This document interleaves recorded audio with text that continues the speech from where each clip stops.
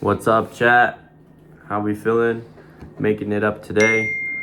I'm kind of feeling a little bit under the weather. I'm not gonna lie, but still gotta fight through.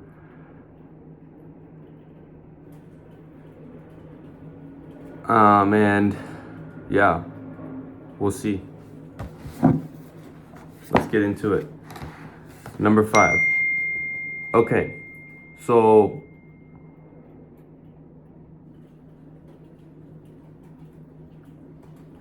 what about within a culture? If we limit ourselves to the developed world and forget about outliers in ancient Rome, do the rules of transparency now work? No, they don't. Imagine the following scenario. You are led down a long, narrow hallway into a dark room. There you sit and listen to a recording of a Franz Kafka short story, followed by a memory test on what you've just heard. You finish the test and step back into the corridor. But while you were listening to Kafka, a team has been hard at work. The corridor was actually made of temporary partitions, not been moved to create a wide open space. The room has bright green walls. A single light bulb hangs from the ceiling, illuminating a bright red chair. And sitting in the chair is your best friend, looking solemn. You come out thinking you're going to be heading down the same narrow hallway, and boom, a room where a room is supposed to be, and your friend's staring at you like a character in a horror film. Would you be surprised? Of course you would. And what would your face look like? Well, you wouldn't look at the same as the Trobriand Islanders would in that situation, nor a citizen of ancient Rome. But within our culture and this time and place, what surprises looks like is well established. There's a perfect example of it in that same Friends episode.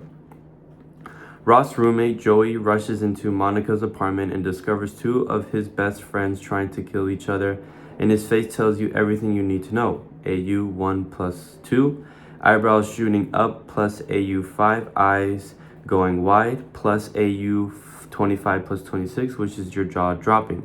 You'd make the Joey face, right? Wrong. Two German psychologists, Akam Schutz Hall and Rainer Reisensen, created this exact scenario and ran 60 people through it. On a scale of 1 to 10, those 60 rated their feelings of surprise when they opened the door after their session with Kafka. At 8.14, they were stunned. And when asked, almost all of them were convinced that surprise was written all over their faces, but it wasn't. Schutz Hall and Reisensen had a video camera in the corner, and they used it to code everyone's expressions the same way Fugate had coded the first episode. In only 5% of the cases did they find wide eyes, shooting eyebrows, and dropping jaws. In 17% of the cases, they found two of those expressions.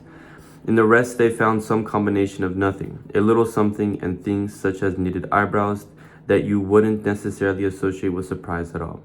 The participants in all conditions grossly overestimated their surprise expressively. Schutzelho wrote, "Why? They inferred they likely facial expressions to surprise event from folk psychological beliefs about emotion-face associations. Folk philosophy is the kind of crude psychology we glean from culture sources such as sitcoms. But that is not the way things happen in real life. Transparency is a myth, an idea we've picked up from watching too much television and reading too many novels where the heroes jaw dropped with astonishment, or eyes went wide with surprise." Schutz Hall went on. The participants apparently reasoned that since they felt surprise and since surprise is associated with a characteristic facial display, they must have shown this display. In most cases, this inference was erroneous. I don't think that this mistake, expecting what is happening on the outside to perfectly match what is going on inside, matters with our friends. Part of it means to get to know someone is to come to understand how idiosyncratic their emotional expressions can be.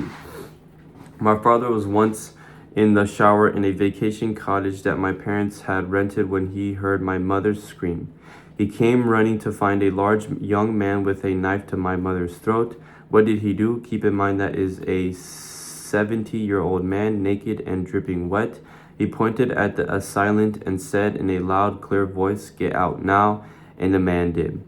On the inside, my father was terrified. The most precious thing in his life, his beloved wife of half a century, was being held at knife point.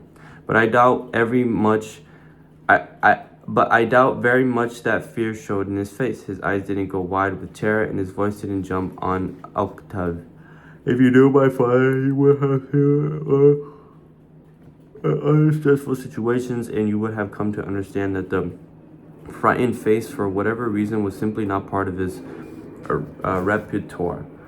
In crises, he turned deadly calm, but if you didn't know him, he would have, what would you have thought? Would you have concluded that he was cold, unfeeling? When we confront a stranger, we have to substitute an idea, a stereotype for direct experience, and that stereotype is wrong all too often. By the way, do you know how the Troll Bryden's show Surprise? When Cravili showed up, he had a little Apple iPod, and the islanders gathered around in admiration. They were approaching me, I was showing them, they were freaking out, but they were not doing it like gasp. He mimed a perfect AU 1 plus 2 plus 5. No, they were doing this.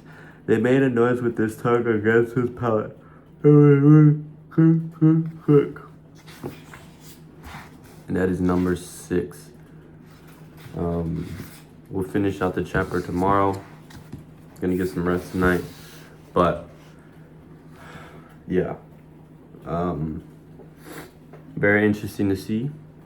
But I'm going through it right now. But I'll see you guys tomorrow. Peace.